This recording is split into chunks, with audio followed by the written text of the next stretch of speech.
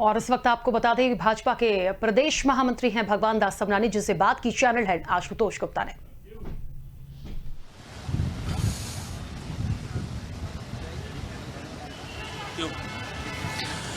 मध्य प्रदेश भाजपा में संगठन को लेकर काफी अहम बदलाव किए गए हैं और टीम वीडी शर्मा लगभग बनकर तैयार है।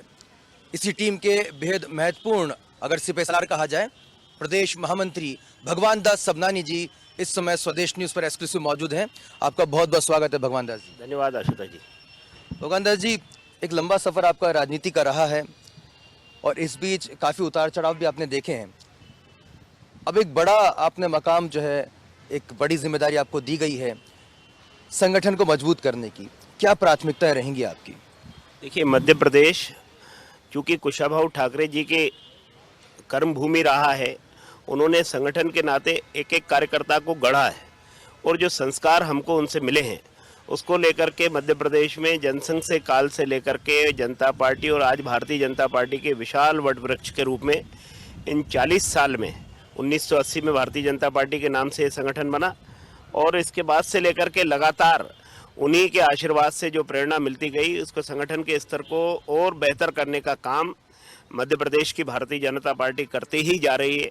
हमारा संगठनात्मक काम ऐसा है कि पूरे देश में माना जाता है कि संगठन के काम को अगर कहीं देखना हो तो भारतीय जनता पार्टी मध्य प्रदेश को देखिए। तो इसी नाते से जो उन्होंने हमको संस्कार दिए उसी को लगातार बढ़ा रहे हैं और नीचे तक का कार्यकर्ता, बूथ तक का कार्यकर्ता कैसे उसमें निखार आए, कैसे वो अपनी रीति नीति सिद्धांत अपनी विचारधारा से परिचित होकर के संगठन के काम को बढ़ाए। इसलिए बीच बीच में चाहे उनके प्रशिक्षण वर्ग के कार्यक्रम हो, चाहे उनकी बैठकों के कार्यक्रम हो, बैठकों में कैसे उनकी गुणवत्ता में निखार आए, ये प्रयत्न लगातार नेतृत्व करता है। उसके कारण मध्य प्रदेश में भारतीय जनता पार्टी का संगठन बहुत अभेद किले की तरह हो गया।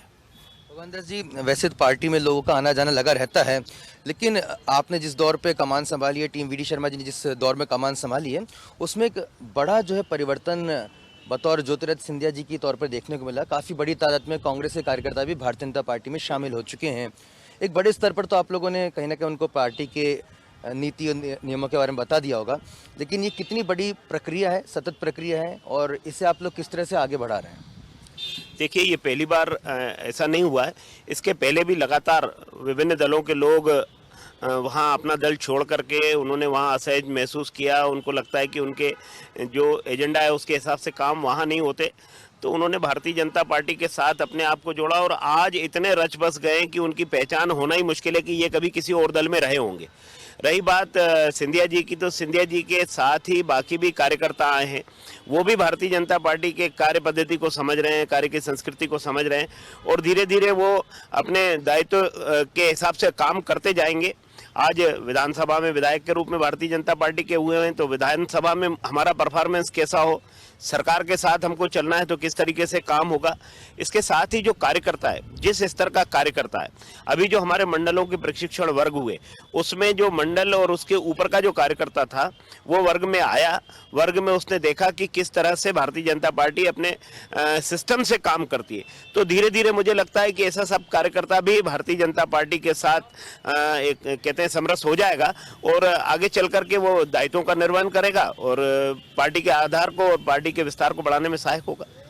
आने वाले दिनों में नगरीय निकाय के एक अहम चुनाव हैं, इसको लेकर क्या कुछ भारतीय जनता पार्टी का संगठन तैयारी कर रहा है? क्योंकि कहीं ना कहीं नए लोग भी हैं जो जुड़ना चाहते हैं, पुराने लोग टिकट चाहेंगे, इसकी क्या कुछ तैयारी है? देखिए, चुनाव में सारी तैयारियां शुरू हों, इसके लिए भारतीय जनता पार्टी ने 22 सदस्यीय अपनी संचालन समिति का गठन किया है और उनकी पहली बैठक भी हुई। अभी इस समय सबसे ज़्यादा सर्वाधिक महत्वपूर्ण काम ये है कि मतदाता पुनरीक्षण का कार्य चल रहा है और सारे कार्यकर्ता मतदाता पुनरीक्षण के काम में लगें। जो ऐसे मतदाता जो नहीं हैं उनके नाम को कटवाना, जो वहाँ से चले गए उनके नाम कटवाना और जो वहाँ रहते हैं उनके नाम को जुड़वाना, ये बेसिकली सबसे महत्वपूर्ण काम इन छोटे चुनाव में ये होता है, क्योंकि हार जीत का अंतर बहुत छोटा छोटा होता है। इस रूप में काम करेंगे। सारी की सारी मध्य प्रदेश के चाहे नगर निगम हो, 16 नगर निगम हो, 99 नगर पालिका हो, नगर परिषद हो, सबकी तैयारी के लिए अलग अलग स्थानीय स्तर पर जो समितियां बनेंगी उनके हिसाब से काम होगा और ये मध्य प्रदेश की जो जो संचालन समिति है माननीय उमाशंकर गुप्ता जी के नेतृत्व में बनी है, उन्होंने अपने काम को शुरू कर दिया है और हम जैसे जैसे हमको लगेगा कि उसमें और बदलाव होना चाहिए उसको करते जाएंगे। रही बात पुराने कार्यकर्ता और नए जो आए हैं, तो कोई भी दल हो और भारतीय जनता पार्टी तो विशेषकर जीतने वाला उम्मीदवार हो, उसकी छवि अच्छी हो, उसकी स्वीकार्यता क्षेत्र में हो, इसकी प्राथमिकता देकर के काम होता है। 50% महिलाओं के लिए आरक्षण होता है, तो उन बहनों को भी वो कार्यकर्ता आगे निकल करके आए, उनको अवसर मिले और इस तरीके से काम हमने सुचारू तरीके से अपना आरंभ कर दिया है और चुनाव की जैसे ही घोषणा होगी आपको उसका बड़ा स्वरूप देखने को मिलेगा। भगवान जी, भारतीय जनता पार्टी को पार्टी विद द डिफरेंस कहा जाता है और आपके जो पुराने जो नेता रहे हैं या यूँ कहे कार्यकर्ता रहे हैं, उनकी पृष्ठभूमि बड़े त्याग वाली रही है। क्या आपको लगता है कि जो आने वाली जो पीढ़ी आ रही है, जो नए जो लोग जुड़ रहे हैं या फिर जो नव जो आपकी जो पौध आ रही है, उसमें वो त्याग की भावना उतनी विद्यमान है या फिर आजकल जो राजनीति का अर्थ रह गया है कि साहब सत्ता को हासिल करना या पावर को हासिल करना वही रह गया है? बहुत अच्छी बात यह है कि हमारे यहाँ संगठन बहुत गहराई से सोचता है। ए पार्टी विद डिफरेंस का नारा आज भी भारतीय जनता पार्टी के साथ लागू होता है, क्योंकि भारतीय जनता पार्टी के कार्यकर्ता को जो संस्कार दिए जाते हैं उसमें नेशन फर्स्ट होता है। पहले देश, फिर दल, फिर मैं, और ये बाकी दलों में कहीं नहीं होता। मैं और मेरा परिवार यहाँ तक ही लोग सिमट के रह जाते हैं, राष्ट्रीय पार्टी हो कि क्षेत्रीय पार्टी हो। भारतीय जनता पार्टी के जो मूल जो चरित्र है वो यही है कि पहले देश, फिर दल और फिर मैं।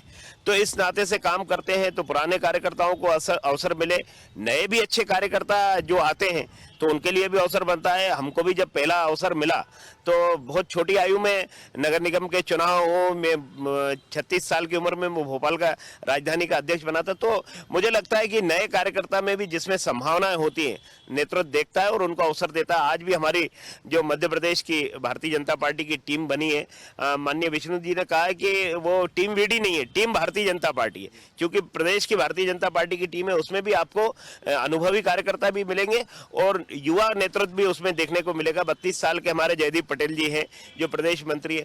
तो जिसमें संभावना है उनको आगे बढ़ाने का काम नेतृत्व बड़ी पेनी निगाह से देखता है और उनको अवसर मिलता है। और इसी रूप में जब निकाय के चुनाव होंगे, नगरीय निकाय के चुनाव होंगे तीनों के स्तर के, इसके बाद पंचायत स्तर के भी चुनाव होने वाले, तो भारतीय जनता पार्टी जीतने वाला कार्यकर्ता हो लेकिन संस्कारित कार्यकर्ता हो, बेहतर उसमें संभावना होगी तो उसको आगे बढ़ाने के लिए पार्टी निश्चित रूप से कदम उठाती है और उनको अवसर देती है। जी, ये ज़रूर कहा जाता है कि युवाओं को मौका दिया जाना चाहिए, दिया भी जाता है अलग अलग स्तर पर, लेकिन एक बड़े राजनेता होने के नाते आपसे मैं सवाल पूछना चाहूँगा कि उन युवाओं को लेकर जो सीनियर लीडर्स हैं, जो अनुभवी आपके जो नेता हैं, वो कितने सहज होते हैं? क्योंकि लगातार इस तरह की बात आती है कि देखिए इनको हमने सिखाया है, आज ही हमसे ही जो है अनुशासन का हमें पाठ पढ़ाएंगे। तो ऐसी स्थिति में युवा कहीं ना कहीं हतोत्साहित भी होता है, तो समावेश बैलेंस कैसे करेंगे? देखिए, परिवार में भी जब बच्चे जवान हो जाते हैं तो उनका काम करने का थोड़ा सा तरीका अलग होता है। बुजुर्गों को लगता है हमने स्ट्रगल करते हुए इतना स्थान बनाया है, उनकी सोच अलग होती है। लेकिन ये भारतीय जनता पार्टी में इसका बड़ा अच्छा तालमेल होता है। नेतृत्व इस पर विचार करता है, संगठनकर्ता उस पर विचार करते हैं कि बड़ों का सम्मान हो और छोटों को स्थान मिले। इस नाते से काम करते हैं कि छोटे बड़ों का सम्मान करते हुए उनसे आशीर्वाद लेकर के आगे चलें। इसलिए बड़ों का अनुभव आगे भी काम देगा, इस दृष्टि से उनको तैयार किया जाता है और ऐसा होता ही है। कार्यकर्ता भले नया होगा, आज मध्य प्रदेश में सारे मंडलों के अध्यक्ष 1070 मंडल है और सारे मंडल अध्यक्ष 40 वर्ष की आयु के हमारे कार्यकर्ता हैं, उससे छोटी आयु के हैं और जिले के अध्यक्ष भी 55 से नीचे के हैं। कार्यकर्ता तो यहाँ बहुत पुराना है, वरिष्ठ नेता हैं, तो उनके अनुभव का लाभ लेना, उनसे मार्गदर्शन प्राप्त करना, ये कार्यकर्ता के काम में ही निहित है। उसको करना ही है कि मुझे वरिष्ठों से मिलना है। इसलिए आज मुझे बताते हुए बड़ी प्रसन्नता है कि जब हमारे प्रदेश के प्रभारी माननीय मुरलीधर राव जी जब पहली बार सीहोर आए, जब हमारे जिला अध्यक्षों का प्रशिक्षण था 2 दिवसीय, तो उसमें सबसे पहले उन्होंने कहा कि मैं किसी वरिष्ठ कार्यकर्ता के यहाँ जाऊँगा। वरिष्ठ कार्यकर्ता के यहाँ गए। अभी भी जब वो इंदौर आ रहे हैं 31 तारीख को, 30-31 को, तो 30 को उन्होंने कहा है कि मैं वरिष्ठ कार्यकर्ता के जाऊंगा। तो ये संस्कार है कि हमारे प्रभारी कैसे करते हैं, हमारे प्रदेश अध्यक्ष कैसा करते हैं, वैसा ही अनुसरण नीति होता जाता है। और यही एक पार्टी की विशेषता है कि उसमें जो हमारा युवा कार्यकर्ता है वो बड़ों से प्रेरणा लेता है, सीनियर से प्रेरणा लेकर के और काम करता है। मध्य प्रदेश भारतीय जनता पार्टी के जो दिग्गज नेता हैं उन्हें पश्चिम बंगाल की कमान सौंपी गई है चुनाव की। कैलाश विजयवर्गीय जी को प्रदेश प्रभारी बनाया गया है। डॉक्टर नरोत्तम मिश्रा जी भी 47 विधानसभाओं के प्रभारी हैं। अरविंद मेनन जी सह प्रभारी हैं। इसके अलावा प्रहलाद पटेल जी भी लगातार दौरे कर रहे हैं। ऐसी स्थिति में मध्य प्रदेश भाजपा के जो दूसरे कार्यकर्ता हैं, क्या उन्हें भी कहीं ना कहीं बंगाल चुनाव में आप प्रेरित कर रहे हैं या उनको मोबिलाइज किया जा रहा है? देखिए, हमारे संस्थापक अध्यक्ष डॉक्टर श्यामा प्रसाद मुखर्जी जी की कर्मभूमि है। बंगाल से हमको प्रेरणा मिलती है कि डॉक्टर श्यामा प्रसाद मुखर्जी जी का वो गृह प्रदेश है, इसलिए हम सब चाहते हैं कि हमारी भी वहाँ ड्यूटी लगे। तो पार्टी के नेतृत्व की जैसी डिमांड होगी कि यहाँ इस क्षेत्र के कार्यकर्ताओं को आना चाहिए। 4 हमारे स्थापित नेता वहाँ की जिम्मेदारी संभाल रहे हैं। कैलाश जी पहले से, अरविंद मेनन जी पहले से थे, अभी माननीय डॉक्टर नरोत्तम मिश्रा जी और माननीय प्रहलाद पटेल जी वहाँ हैं। तो वहाँ के संरचना के हिसाब से कहाँ कौन सा कार्यकर्ता उपयोगी हो सकता है, मध्य प्रदेश के उन कार्यकर्ताओं की जहाँ डिमांड होगी कार्यकर्ता जाएगा। कार्यकर्ता तो जाने के लिए आतुर है कि बंगाल से निमंत्रण आए, क्योंकि इस बार बंगाल के राज्य के चुनाव में भारतीय जनता पार्टी का कमल खिलने वाला है। इसमें अब स्पष्ट होने लगा है, तो हर कार्यकर्ता को लगता है कि इस बीच मुझे जरूर जाना चाहिए, क्योंकि यूं हम संघर्ष करते रहे वर्षों से। हरियाणा में सरकार नहीं बनती थी, मध्य प्रदेश का कार्यकर्ता जाता था। बिहार में सरकार नहीं बन पाती थी, तब भी कार्यकर्ता जाता था। अब तो बंगाल में अवसर आ गया। पिछले चुनाव में भी मध्य प्रदेश के कार्यकर्ता गए थे। इस चुनाव में भी जो मांग आएगी उसके अनुरूप कार्यकर्ता यहाँ से जाएगा और वहाँ अपनी सेवाएं देगा और भारतीय जनता पार्टी को जिताने में अपनी भूमिका निभाएगा।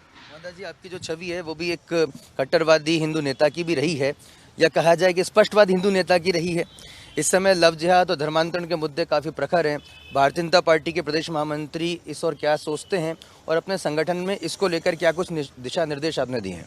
देखिए, मैं सबसे पहले तो मध्य प्रदेश के यशस्वी मुख्यमंत्री आदरणीय शिवराज जी को बहुत बहुत बधाई देता हूँ कि एक ऐसा कानून जो मध्य प्रदेश में एक प्रकार से ऐसी स्थिति बन गई थी कि यहाँ आए दिन की घटनाएं सुनने को मिल रही थी। मेरे भी अनुभव में है, बहुत सारे लोगों को छद्म तरीके से लड़कियों को अपने प्रेम जाल में फंसाना और बाद में उसको पता चलता है कि ये धर्म, पहले से जानकारी हो अलग विषय होता है, लेकिन अगर ये छद्म तरीके से हो और ये इस तरीके से एक प्रकार से एक उन्होंने आक्रामक रुख अख्तियार कर लिया, सुनियोजित षड्यंत्र है, तो इसको तोड़ने के लिए सरकार ने जो भी कदम उठाए, कानून पहले से थे लेकिन कानून में जहां उसकी कमियां थी उसका लाभ उठाने का काम लोग करते थे। तो आज ऐसा कानून बनने से अब इन मुद्दों पर रोक लगेगी, धर्मांतरण की घटनाओं पर रोक होगी और इसके कारण जो स्वेच्छा से युवक युवती शादी करना चाहते हैं, लेकिन कहीं ना कहीं इसमें जो कानून में प्रावधान किए गए उस प्रावधान के अंतर्गत उनको गुजरना होगा। और ये सच भी है कि बाद की कठिनाइयों की तुलना में पहले अगर ये जानकारियां होंगी तो ज़्यादा बेहतर होगा। और मुझे लगता है कि सरकार ने काम किया है, संगठन के स्तर पे भी बहुत सारी हमको भी यहाँ सूचनाएं मिलती हैं कि बाद में कल भी एक हमारे ज़िले के अध्यक्ष थे, उन्होंने कहा कि सागर की एक घटना है, उसको तो बहुत समय बाद 3 साल बाद जानकारी हुई कि ये उस मजहब का नहीं है, हिंदू नहीं है। तो आखिरकार ये छल कपट नहीं होना चाहिए, इसलिए उसके खिलाफ जो कानून बना है कानून का समर्थन करते हैं, स्वागत करते हैं और इसके अनुरूप कार्रवाई होगी। क्योंकि अब कानून बन गया है तो इस पर कोई टीका करने की मुझे नहीं लगता कि कोई आवश्यकता है। बेहतर है हम उसका स्वागत करते हैं। बहुत बहुत शुक्रिया भगवान दास सबनानी जी हमसे एक्सक्लूसिव चर्चा करने के लिए। भगवान दास सबनानी जी मध्य प्रदेश भारतीय जनता पार्टी के प्रदेश महामंत्री, यहाँ पर अपनी नीति अपनी रणनीति को स्पष्ट करते हुए साफ तौर पर कह रहे हैं कि भारतीय जनता पार्टी आज भी पार्टी विद द डिफरेंस है और उसी जो पुराने उनके नियम हैं, पुराने जो उसूल हैं, उसी को लेकर वो आने वाली पीढ़ी को भी वही उन तक सौंपेंगे, वही एक पौध को तैयार करने की कोशिश करेंगे। साथ ही साथ वो मुख्यमंत्री शिवराज सिंह चौहान के लव जिहाद और धर्मांतरण कानून को लेकर जो सख्ती वो बरत रहे हैं उसका भी धन्यवाद दे रहे हैं। बहुत उम्मीद कर रहे हैं वो कि आने वाले दिनों में भारतीय जनता पार्टी और बेहतर प्रदर्शन करेगी। बंगाल में भी कमल खिलने की यहाँ पर वो अभी से ही दावा कर रहे हैं। भगवान दास सबनानी के साथ हम आगे भी चर्चा जारी करते रहेंगे और उनसे और भी जानकारी देते रहेंगे।